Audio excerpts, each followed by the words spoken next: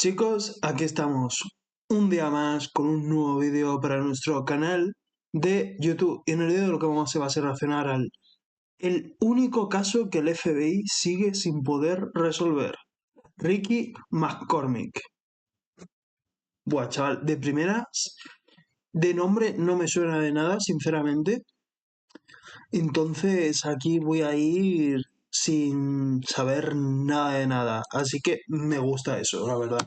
30 de junio de 1900. Y bueno, esto no os va a importar a nadie, lo más seguro, pero esta es la segunda vez que... no, la tercera vez que intento hacer la entrada del vídeo. Es que entre los camiones y yo estornudando estoy, vamos. 1999. Una mujer conduce por un camino alejado de la ciudad en el condado de St. Charles. Está sola, San son más de las 6 de Charles. la tarde y el calor es asfixiante. De pronto ve algo extraño que sobresale entre las plantas. Frena, da marcha atrás y entonces lo entiende. Hay un cuerpo tirado en el suelo.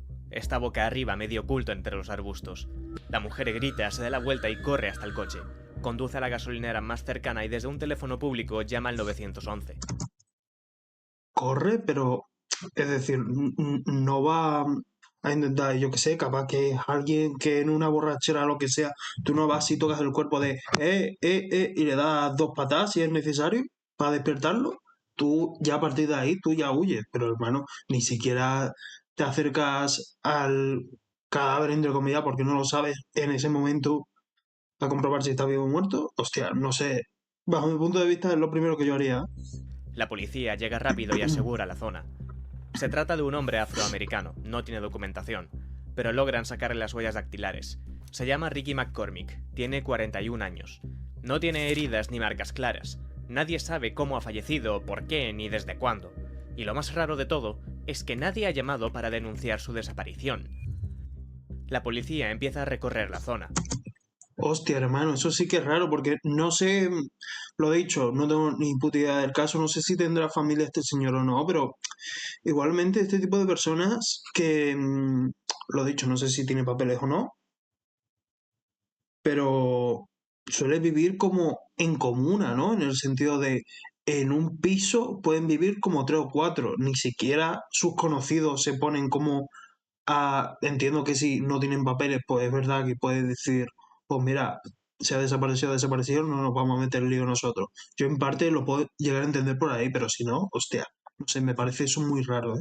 Buscan cualquier pista, una huella, un casquillo, una prenda, lo que sea, pero no encuentran nada.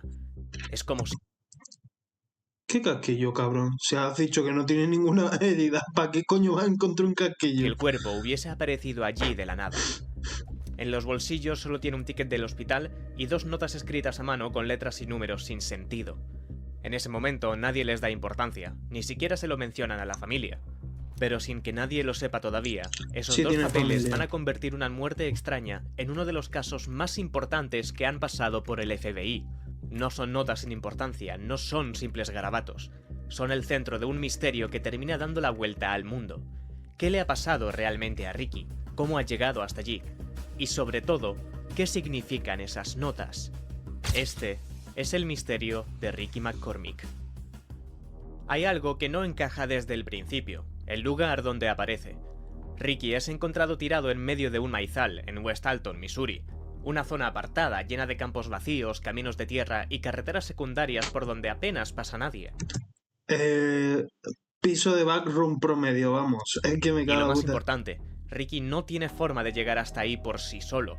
No tiene coche y no sabe conducir. Ese campo está a más de 20 kilómetros de su casa y no hay... Bueno, entre comillas, ¿eh? Entre comillas, que uno no tenga coche, eso no significa que no sepa conducir.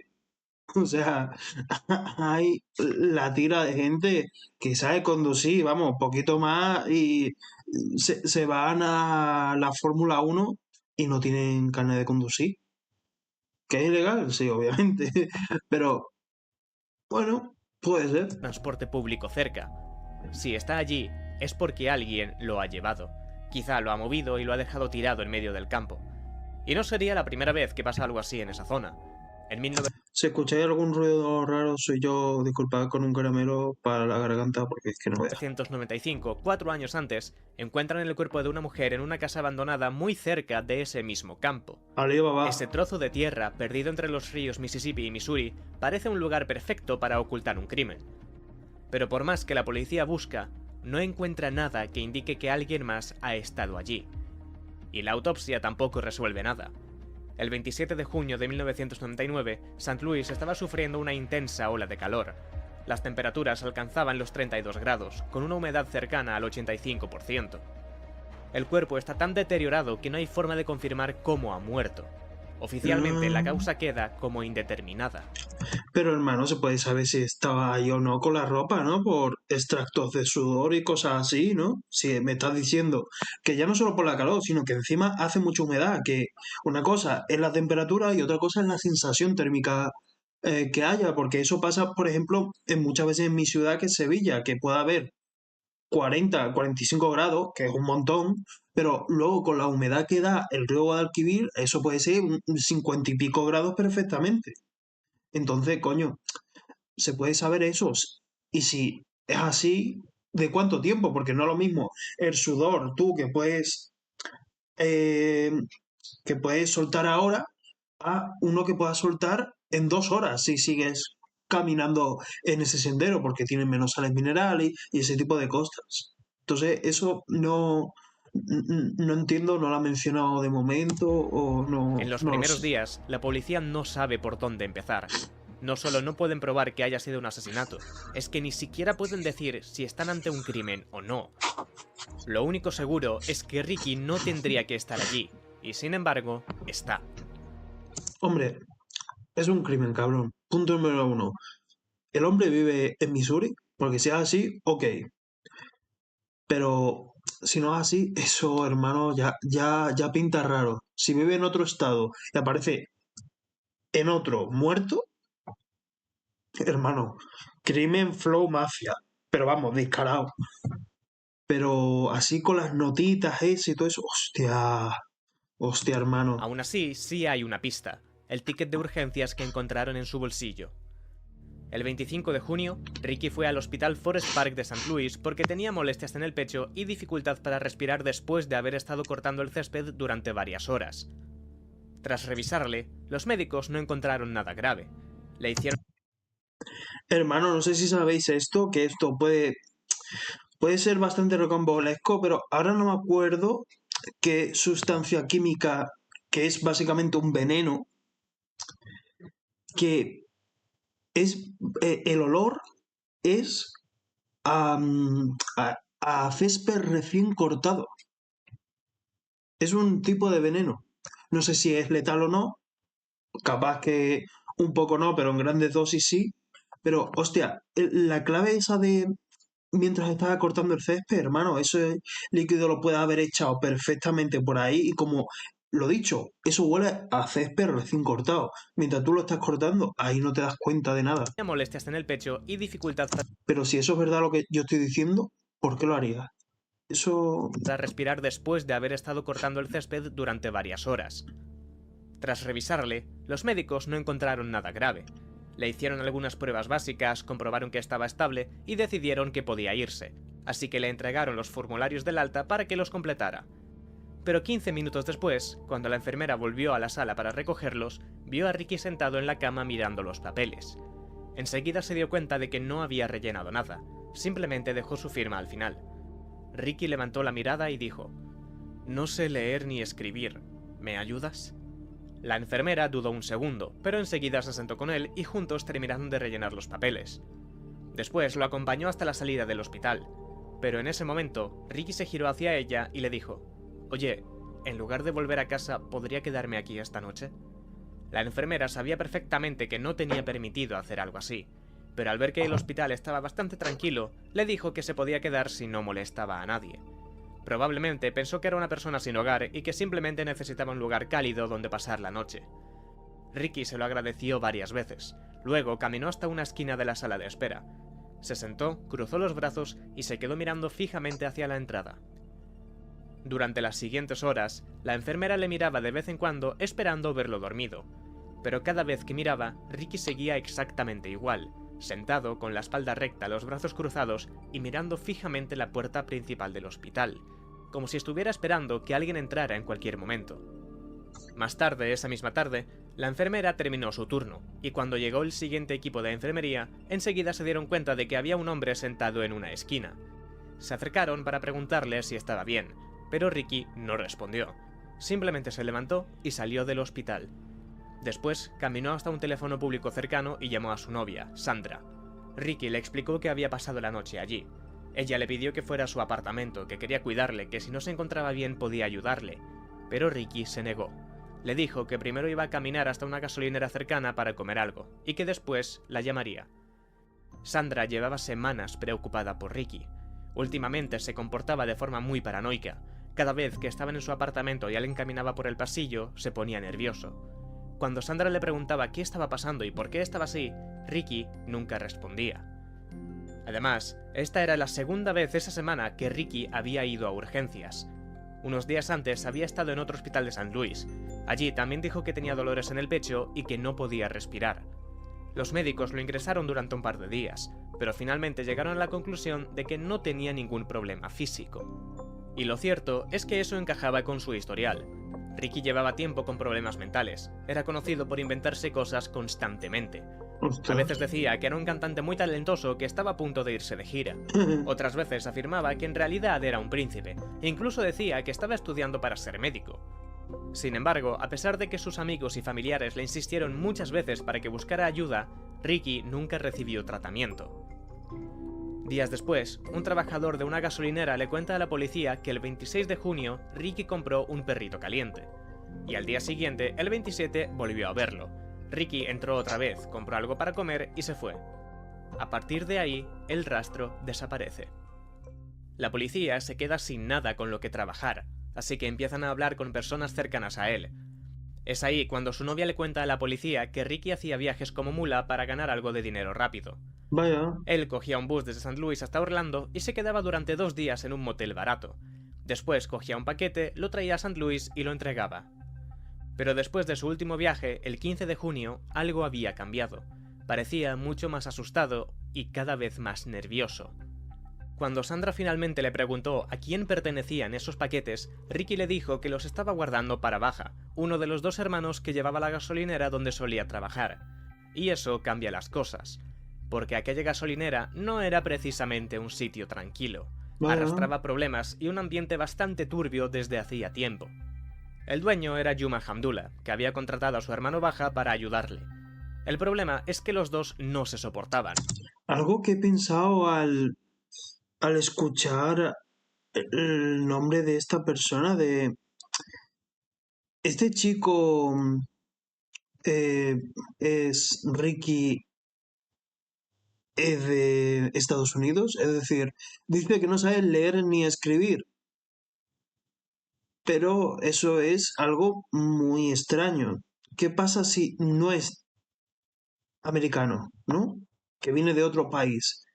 ¿Por qué digo esto? Por el nombre árabe que tiene. Capaz que sí sabe leer y escribir, pero en otro idioma. Al final, las letras así más europeas, por así decirlo, son las mismas. Pero ¿qué pasa si no sabe el idioma europeo como tal?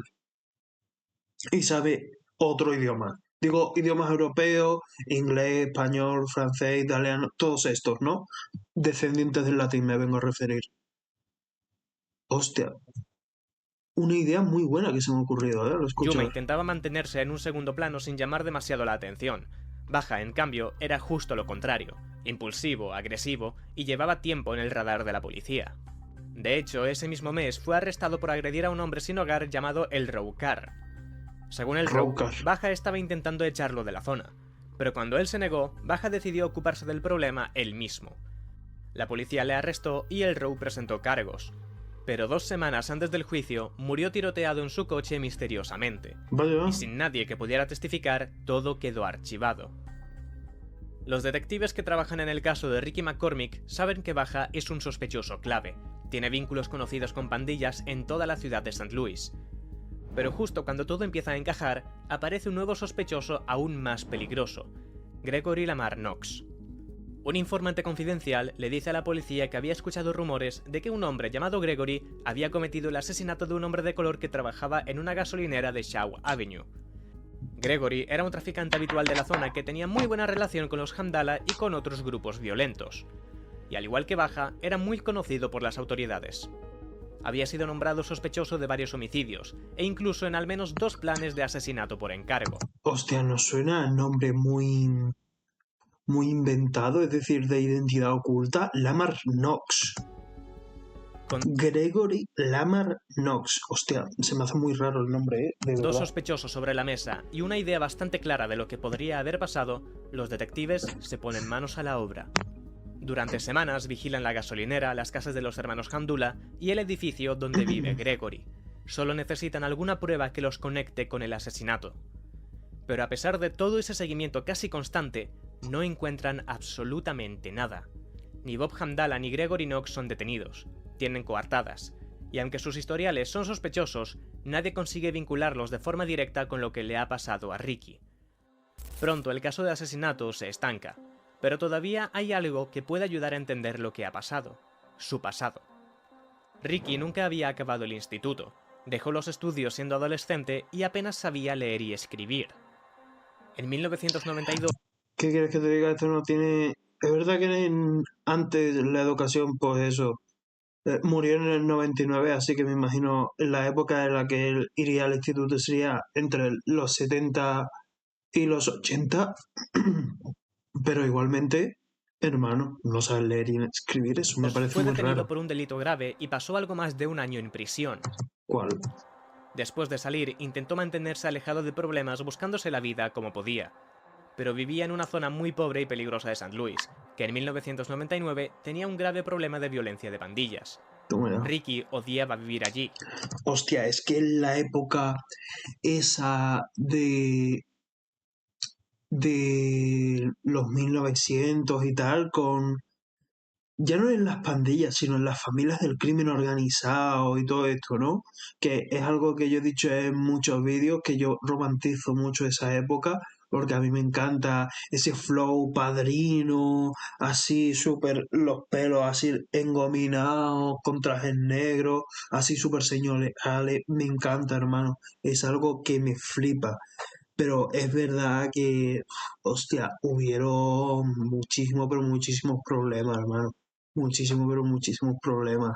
Asesinatos, em, familias que desaparecían completamente. Era una locura esa época en los Estados Unidos. En general, ¿no? Pero sobre todo en Nueva York, eso era de las ciudades más infectadas con esta gente, tío, las familias del crimen. Pero Guau, tampoco tenía chaval. opciones reales para llegar. Ahí por Hell's Kitchen, toda esa zona, guau, chaval, madre mía. En el momento de su muerte, Ricky tenía al menos 4 hijos, estaba Hostia, sin trabajo y pasaba temporadas viviendo con su madre. Alibaba. Todo eso lo convirtió en alguien muy fácil de utilizar. Era vulnerable, tenía pocos recursos y estaba rodeado de un entorno complicado.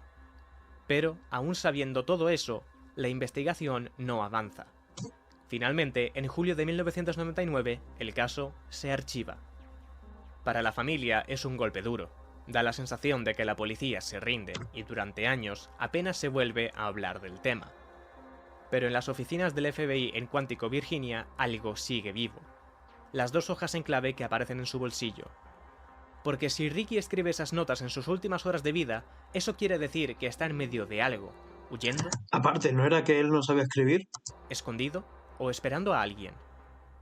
A finales de 2001, las notas acaban en el escritorio de Dan Olson, un analista de la unidad de la CRRU, el departamento de criptografía de élite del FBI, encargada de descifrar mensajes codificados. Habían trabajado en el caso del asesino del Zodíaco, descifraron códigos de... Guau, hermano, si queréis que reaccione a... No sé si lo tendrá detrás del enigma o algún otro youtuber.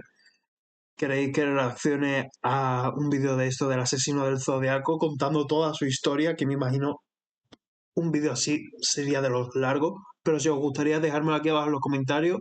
Y veré cuándo lo podría hacer, porque lo dicho, siendo un vídeo largo, tendría que, que mirar cómo hacerlo, siendo que me gustaría muchísimo en directo, porque yo puedo pensar una cosa y vosotros en directo me podéis decir lo que vosotros pensáis y me gusta como esa interacción, pero uff, ganitas en verdad, ¿eh? Durante la Segunda Guerra Mundial y solían analizar cifrados utilizados por pandillas y organizaciones criminales.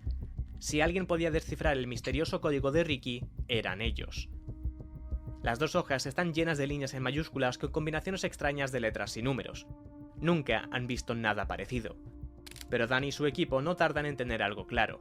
Lo que tienen delante es, sin duda, un código.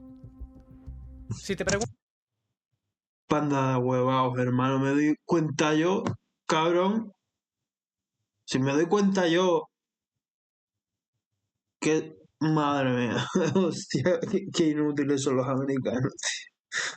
Bueno, los americanos no, perdón, los estadounidenses. Que los latinos también soy americanos, disculpad. cómo pueden saberlo, hay que recordar que estas personas están entrenadas precisamente para detectar este tipo de patrones. Y no solo eso, además están convencidos de que pueden tener información clave, porque en este caso no hay nadie que pueda contar lo que pasó, solo quedan esas notas. 2 páginas dobladas en un bolsillo, que tal vez contienen la última verdad de Ricky. Y a partir de este momento, resolverlo se convierte en una prioridad total para el FBI. Lo único que saben es que la víctima supuestamente era analfabeta y que estaba relacionado de alguna forma con el narcotráfico. De hecho, ni siquiera estaba claro si Ricky había escrito esas notas. Existe la posibilidad de que no sean de Ricky, sino del propio asesino. Algo parecido a lo que hizo el asesino del Zodíaco con sus famosos códigos. Pero si realmente fuera así, la pregunta es ¿para qué? Quizá para despistar a la policía y desviar la atención a una pista falsa. En cualquier caso, esas notas son la única pista real que queda, y Dan y su equipo no están dispuestos a pasar nada por alto. Lo primero que hace Olson es contar cuántas letras hay, buscar repeticiones y comprobar si hay algún patrón. La estructura y los patrones de letras y símbolos indican claramente que hay intención detrás de ese texto. Por ejemplo, hay muchas letras E que pueden estar funcionando como separadores. Con esos datos empieza a hacer un análisis mucho más profundo. Olson usa programas para analizar frecuencias, probar combinaciones o simular códigos clásicos. Claro, es que ahora eso con la IA puede tener muchísimo más sentido el poder descifrarlo, También obviamente, revisa claro. mapas, direcciones y nombres para ver si alguna de las secuencias apunta a coordenadas o a lugares de St. Louis. Pero no llega a ningún resultado. Y eso no es normal. En esa unidad reciben cientos de códigos ChatGPT Prime, ¿no? al año, pero casi siempre consiguen avanzar, aunque sea un poco. En este caso, no hay nada. Con el paso de los años, el caso McCormick se vuelve uno de los más frustrantes dentro del FBI. Olson sabe que no es aleatorio, que hay patrones, lo que no sabe es cómo romperlo. En 2009, como último recurso, el FBI decide presentarlo en una convención con los mejores expertos en criptografía del mundo, y ni siquiera así consiguen descifrarlas. Durante más de una década lo intentan todo. Códigos por sustitución, cifrados simples, complejos, inversión de letras, y aún así no encuentran una respuesta. El problema es que no está claro qué son esas notas. Podrían ser un código complejo, sí, pero también podrían ser una especie de lenguaje personal, algo que Ricky se inventó para él mismo. Y eso lo complica todo, porque si alguien crea su propio sistema y nadie más lo conoce, entenderlo se vuelve mucho más complicado. Ya ves. Hacia 2010, el caso está en punto muerto. Los investigadores ya lo ven como un caso frío. En el equipo solo unos pocos siguen dándole vueltas. Y ahora el FBI tiene 2 opciones: rendirse por completo o entregar el problema a un grupo mucho más grande, abierto y completamente impredecible: el público. El 29 de marzo de 2011, Dan Olson emite un comunicado. Somos muy buenos en lo que hacemos, pero nos vendría bien algo de ayuda en este caso.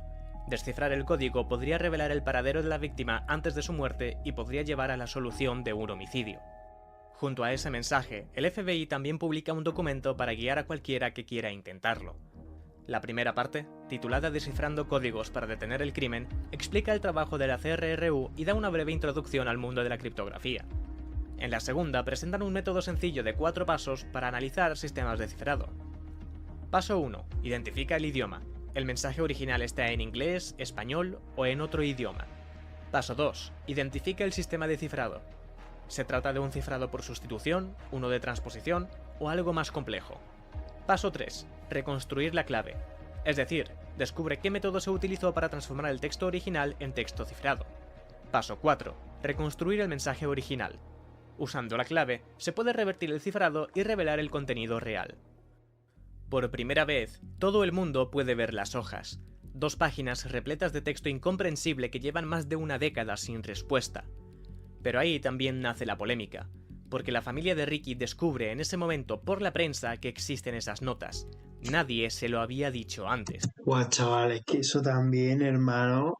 Yo soy de la familia y digo, ¿qué pasa? ¿Qué más me estáis ocultando, hijos de puta? Aunque no, obviamente no estoy ocultando nada más, pero coño, es que ya uno se queda con la duda. Y más esa época siendo negro, ¿no? Me hago entender, ¿no? El racismo. Imagínate ahí a día de hoy, imagínate antes, hace 20, 30 años, eso era una locura. Entonces, hermano, no sé, tío. Su madre, Frankie Sparks, se queda en shock. Dice que su hijo apenas sabía escribir, que lo único que podía poner era su nombre. Es imposible que haya creado un código. En pocas horas, la página del FBI donde están publicadas las notas colapsa por el tráfico. Medios de todo el mundo empiezan a hablar del misterioso código de aquel hombre encontrado en un campo de maíz. Reddit, foros, blogs, canales de YouTube, todos empiezan a llenarse de teorías.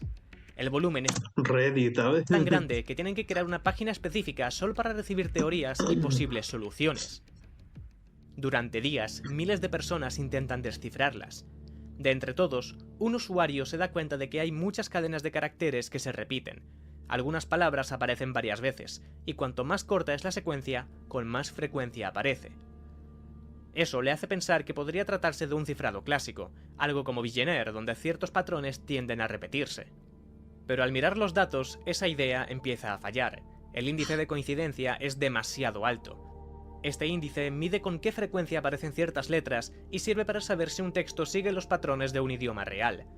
Cuanto más alto es ese índice, más probable es que el texto esté relacionado con un idioma real y que utilice un método de sustitución relativamente simple.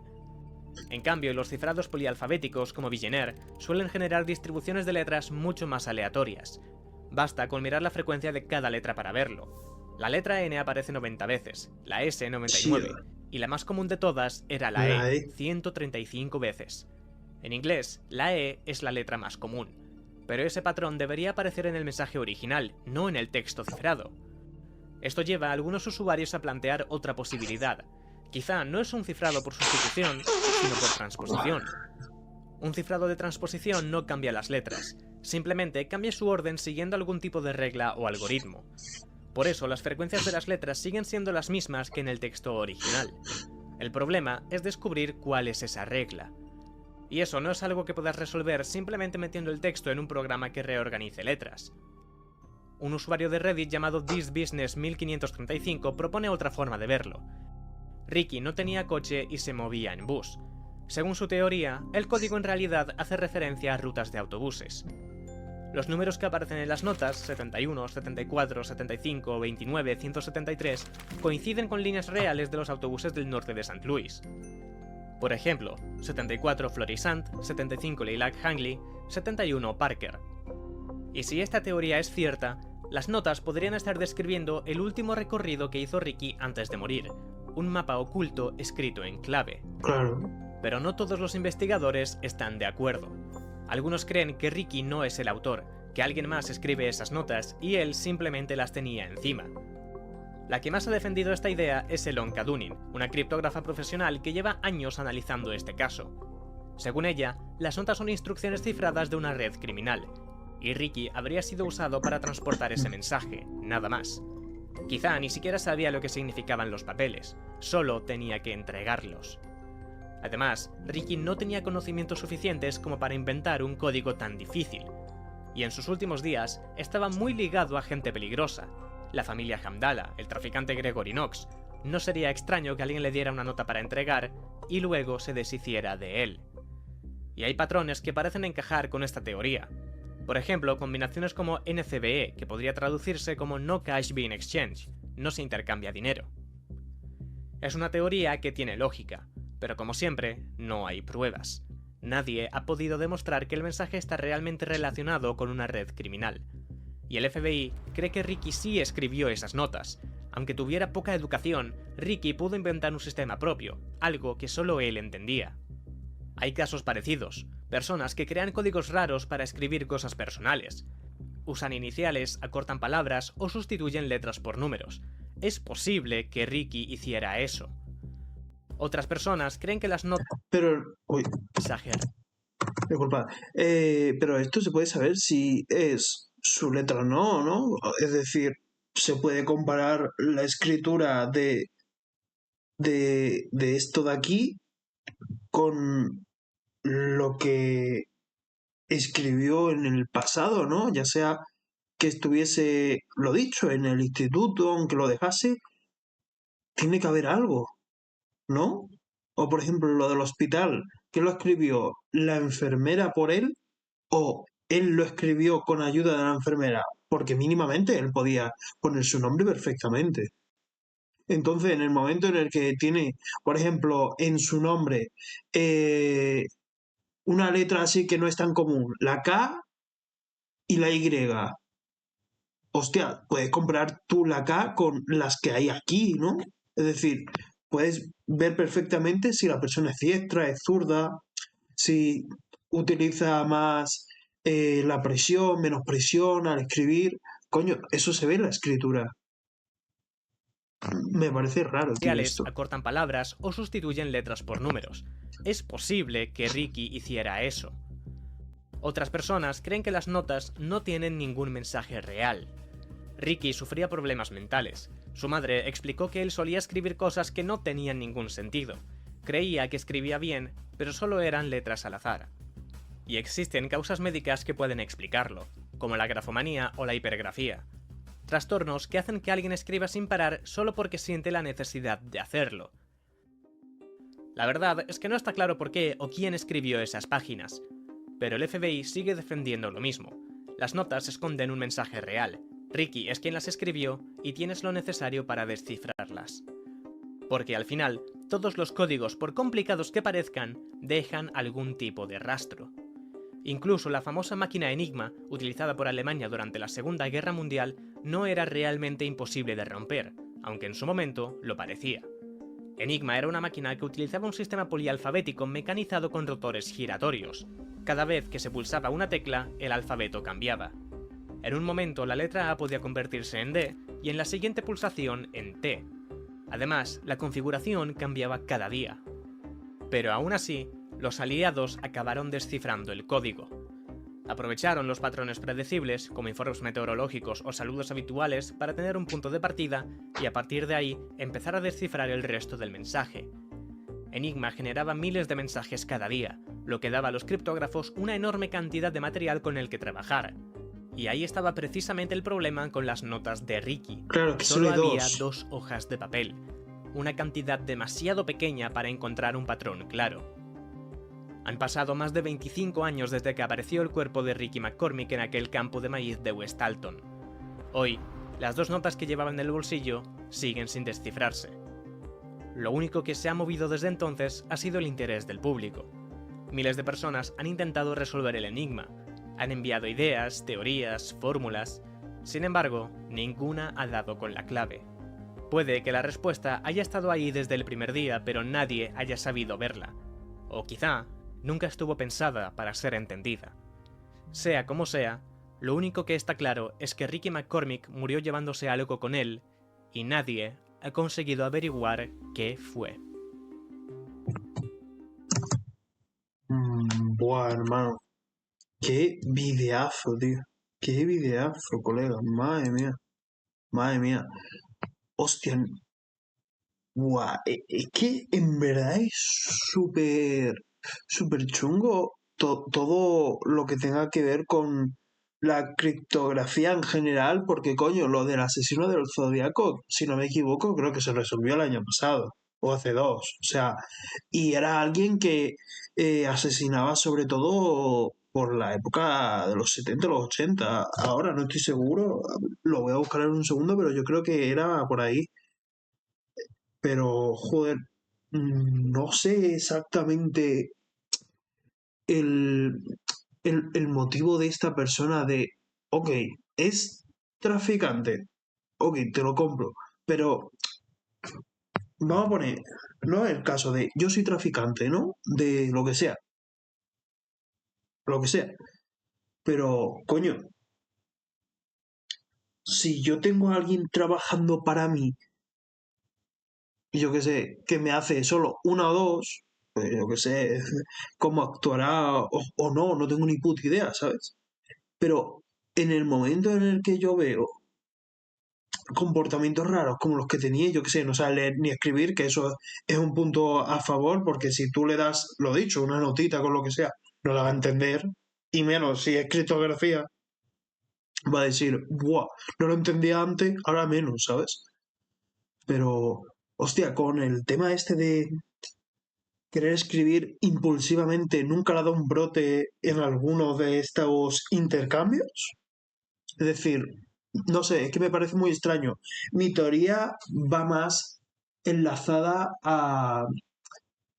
Es verdad que era una mula de tráfico de drogas, pero que en algún momento alguna organización importante vio que era un buen trabajador y lo quiso contratar y por eso lo de los papeles. ¿Qué pasa? Capaz que alguna alguna de esta, ¿cómo se llama? Policía gubernamental, de esta FBI, CIA, la Interpol, alguna de estas estaba tras la pista de esta gente y tenía de, entre comillas, topo, por así decirlo, a este señor. Y capaz que los otros lo descubrieron y por eso lo mataron. Pero por eso, por lo que dije al principio de, hermano, no me acuerdo qué químico era, pero lo podéis googlear. Chicos, ya había acabado el vídeo, ahora os dejaré con la parte ahí más final, pero en la parte de aquí arriba os voy a dejar la captura de pantalla que acabo de hacer con lo que estaba diciendo en el vídeo con el químico ese. Se llama fosgeno, es altamente letal y afecta gravemente a la respiración.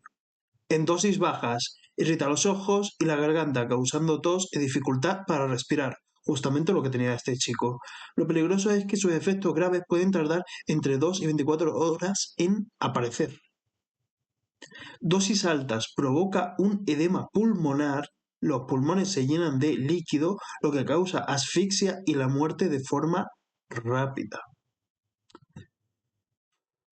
No sé, hermano, esto me parece muy raro, la verdad. No recuerdo qué químico era, pero lo podéis googlear, que es como una especie de veneno que huele como a hierba recién cortada.